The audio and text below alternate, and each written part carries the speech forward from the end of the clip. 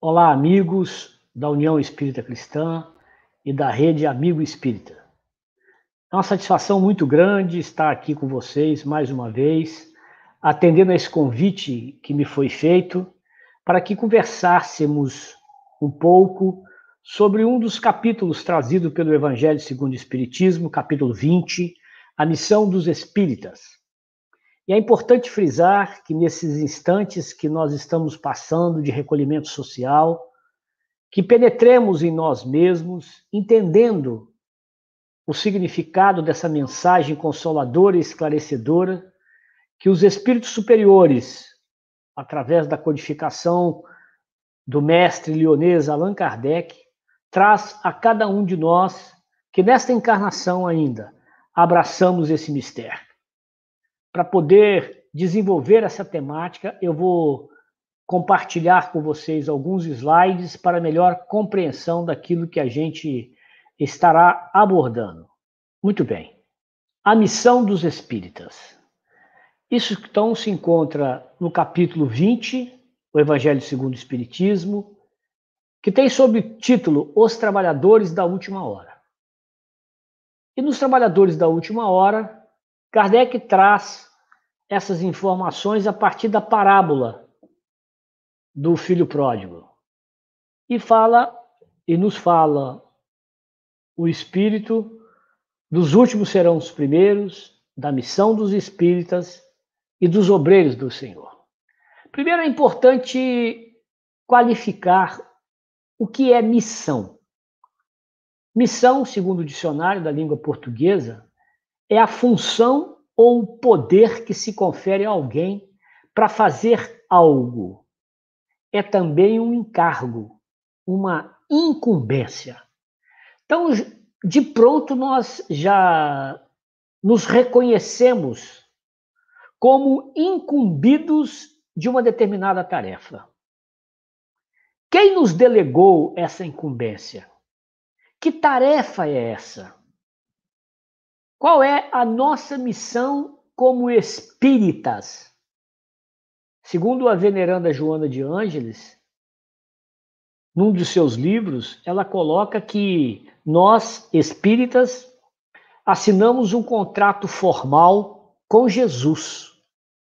Então vejam a responsabilidade, não só pela definição do que vem a ser missão, como também a escolha que fizemos em abraçar essa doutrina que nos consola, nos liberta e nos traz também uma determinada incumbência. Nesse capítulo 20, o Espírito Erasto, fazendo comentários sobre a parábola, coloca-nos que, ó verdadeiros adeptos do Espiritismo, vejam o que ele diz para nós, é direto, a mensagem é direta a cada um de nós. Sois os escolhidos de Deus. Então já entendemos quem nos incumbiu. Ide e pregai a palavra divina. Esta é a missão, esta é a incumbência. Continua o Espírito. É chegada a hora em que deveis sacrificar à sua propagação os vossos hábitos, os vossos trabalhos, as vossas ocupações fúteis. Ide e pregai. Convosco estão os espíritos elevados. Observe, então, que nós não nos encontramos sozinhos nessa missão. Nós temos toda a proteção divina e conosco os espíritos elevados. A nossa tarefa, então, ou a nossa missão, é, a partir do nosso processo de mudança, pregar, difundir os ensinamentos trazidos por Jesus. Ensinamentos esses que a doutrina espírita lança luzes a partir do advento do Livro dos Espíritos. Porque fora o próprio Cristo que nos endereçou a mensagem de que ele ia retornar ao Pai e ia pedir ao Pai que nos enviasse o Consolador prometido, que haveria de ficar conosco para todo o sempre. e que ia lançar luzes sobre os ensinamentos que ele, Jesus, nos fez à sua época e que nós não tínhamos àquela época maturidade, desenvolvimento tanto intelectual quanto moral para poder apreender na plenitude e, mais do que isso, divulgar, propagar os seus ensinamentos através das mudanças dos nossos atos, a mudança das nossas atitudes. Então, já vimos aí configurado o que é missão, quem nos deu essa incumbência, qual é essa incumbência. Continuando, o espírito Constantino, num registro em Bordeaux, em 1863, que Kardec nos traz nesse capítulo, coloca-nos: bons espíritas, meus bem-amados, sois todos obreiros da última hora. Há quantos séculos e séculos o Senhor vos chamava para a sua vinha sem que quisesseis penetrar nela? Observem, o chamamento que a doutrina espírita nos faz já é um outro alerta daquele que Jesus já nos fizera. O convite já não é de hoje, o convite é de 2000 anos atrás, de vários séculos, milênios atrás, em que o Jesus nos chamava para que nós incorporássemos a sua messe. E nós deixamos de lado, perdido que nos encontrávamos num mundo de ilusões. Então, nesse instante, os tempos são chegados. Esse tempo de atendimento a um segundo chamado que o Jesus nos faz através da doutrina libertadora e consoladora. No livro Em Nome do Amor, ditado pelo Dr. Bezerra de Menezes, Adivaldo Franco, nós encontraremos: Jesus chama-nos há 2000 anos. E o Consolador convoca-nos para que não digamos amanhã. Ou seja, essa tem sido a nossa resposta sempre que recebemos o chamamento de Jesus. Sempre que recebemos a incumbência de mudar o nosso patamar, o nosso hálito mental, as nossas atitudes, em busca da libertação. Ou, como quer a benfeitora Joana de Ângeles, em busca de um estado luminoso, em que nos fará mais próximo do Criador. Então, nesse instante em que a Terra vive um momento de grande transição, transição essa de um mundo de categoria de provas de expiações para um mundo de regeneração, onde o desenvolvimento moral vai requerer de cada um de nós o despojamento dos nossos hábitos, onde o desenvolvimento moral vai requerer de cada um de nós a purificação dos nossos pensamentos, onde transmigraremos a nossa alma para um outro patamar, nós, aqueles que atenderem o chamamento. Nós, espíritas, precisamos entender mais uma oportunidade que se faz presente. Então, é chegado o tempo em que se cumprirão todas as coisas anunciadas para a transformação da humanidade. E felizes serão aqueles que tiverem trabalhado no campo do Senhor, generosamente e sem outro interesse que não a caridade. Adverte-nos o Espírito de Verdade no capítulo 20 do Evangelho segundo o Espiritismo.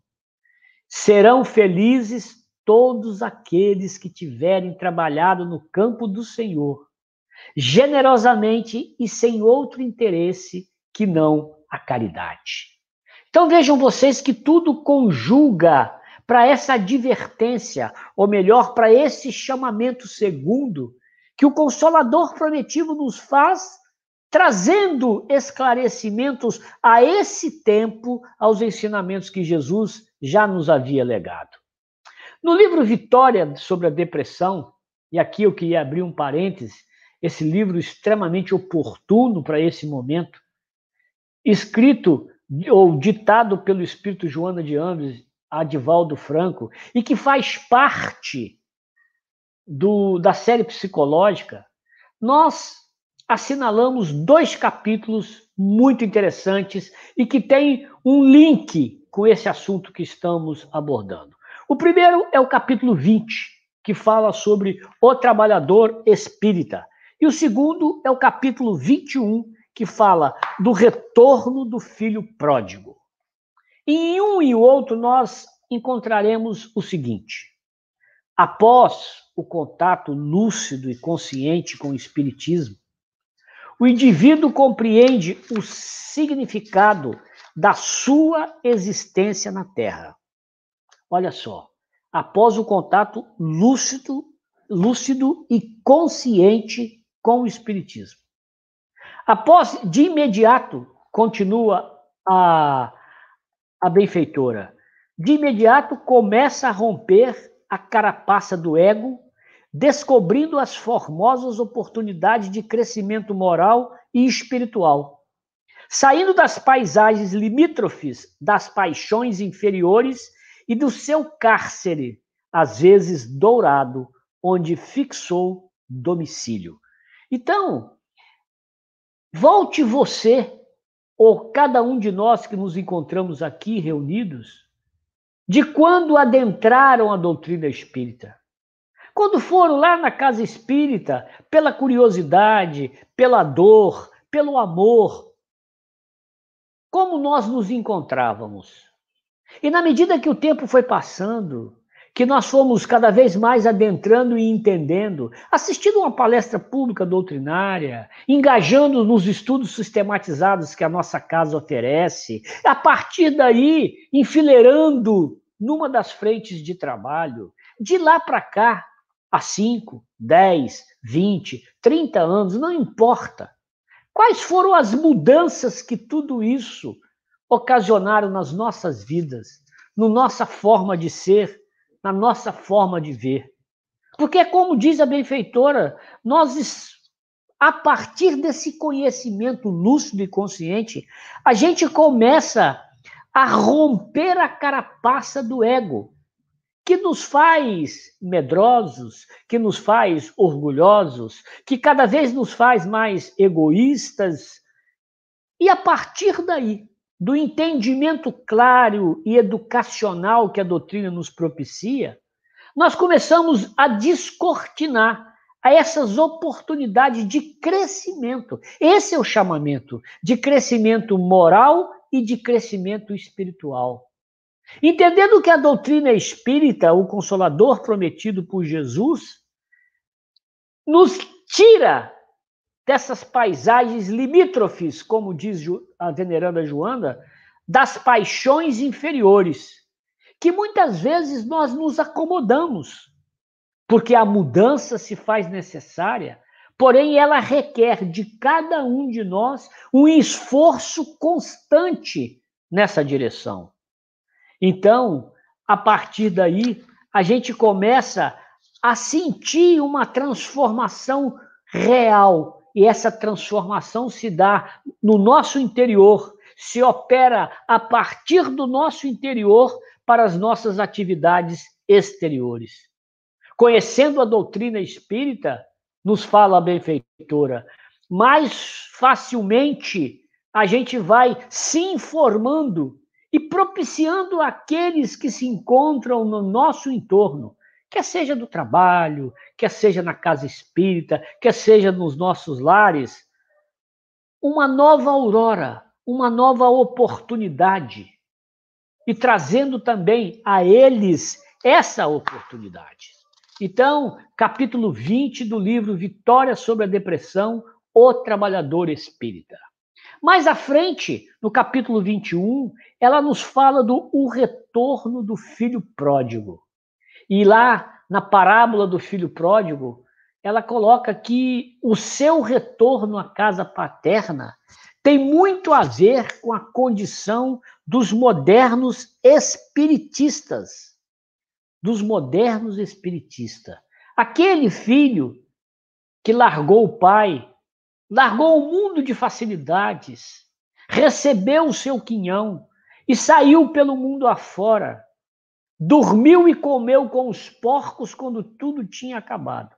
E sentiu saudade e sentiu falta daquilo que ele tinha anteriormente. E começou a valorizar. E voltou.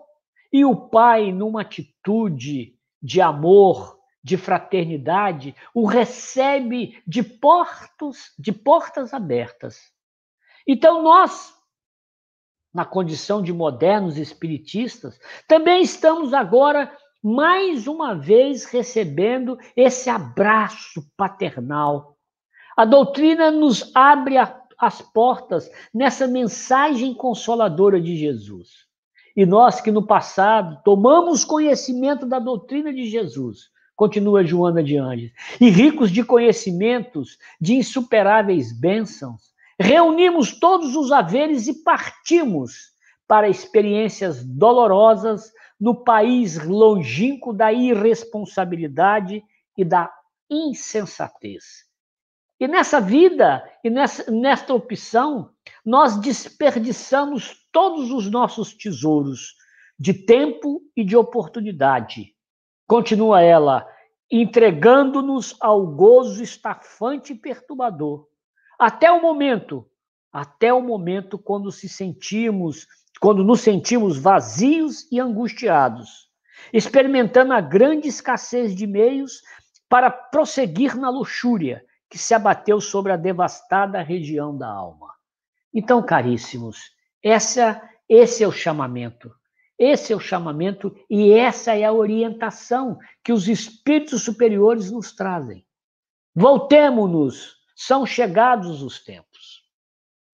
Segundo o professor José Herculano Pires, no livro chamado O Centro Espírita, nós temos no Brasil, e segundo ele isso é um consenso universal, o maior, o mais ativo e produtivo movimento espírita do planeta. A expansão do espiritismo em nossa terra é incessante e prossegue em ritmo acelerado. Então, vejam, senhores, temos no Brasil o maior e o mais ativo, produtivo movimento espírita do planeta. Guardemos essa informação. E aí a pergunta que se faz é o que nós temos feito com este legado? Já que temos o movimento espírita mais produtivo do planeta, e que a cada dia que vemos o espiritismo aumenta na nossa terra, e isso pode ser comprovado pela participação relativa daqueles que se dizem espíritas no censo do IBGE, o que a gente tem feito com todo esse legado? É o próprio professor Herculano Pires, que também no Centro Espírita, no livro Centro Espírita, nos responde. É um imenso esforço de igrejificar o espiritismo, de emparelhá-lo com as religiões decadentes e ultrapassadas, formando por toda parte núcleos místicos e, portanto, fanáticos, desligados da realidade imediata. Nós precisamos estudar Kardec. Nós precisamos entender a moral espírita e a sua diferença com as demais doutrinas religiosas e filosóficas. Nós não podemos tratar a doutrina espírita emparelhando-a com as demais religiões decadentes e ultrapassadas. O mundo novo requer uma nova forma de entender quem somos, de onde viemos, para onde vamos. E a doutrina espírita nos traz todo um legado alicerçado na ciência, na filosofia e na religião, para que nós, espíritas, possamos cumprir da melhor forma possível a incumbência de que nos foi trazida, ide e pregai a toda a gente. Os espíritos estarão convosco, os espíritos de autoescola estarão convosco para ajudá-los nessa tarefa, nesta missão. O professor Herculano Pires ainda nos ensina que se nós espíritas soubéssemos o que é o centro espírita, quais são realmente a sua função e a sua significação, o espiritismo seria hoje o mais importante movimento cultural e espiritual da Terra. Então, caríssimos, depende única e exclusivamente de cada um de nós. Faremos do movimento espírita aquilo que quisermos. E sob as orientações dos espíritos superiores, guiados pelos ensinamentos das obras básicas, o Livro dos Espíritos, e a partir do Livro dos Espíritos do Evangelho segundo o Espiritismo, haveremos de construir uma nova aurora, transformando-nos, e a partir dessa transformação, ensejando a transformação dos outros. Não podendo perder de vista que nos encontramos num mundo de provas e expiações, onde há ainda uma exacerbação do orgulho e do egoísmo, onde o mal sobrepuja o bem, onde nós temos as nossas limitações dadas pelo próprio estágio em que nos encontramos na escala essencial das ordens dos espíritos. Kardec, nas conclusões de O Livro dos Espíritos, nos ensina que existem 3 classes, ou melhor, diz ele, 3 graus de adeptos do espiritismo. E ele conceitua cada um deles. O primeiro, aqueles que creem nas manifestações e se limitam a constatá-las. Para estes, o espiritismo é uma ciência experimental. O segundo grupo, segundo o codificador, são aqueles que compreendem as consequências morais da doutrina espírita.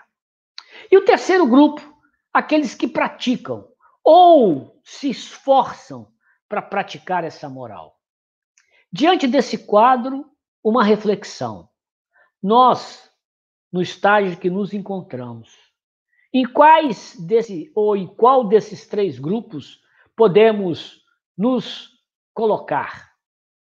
Em qual deles nós nos identificamos pelas nossas posturas, pelo nosso engajamento, pela nossa forma de ver e entender o Espiritismo?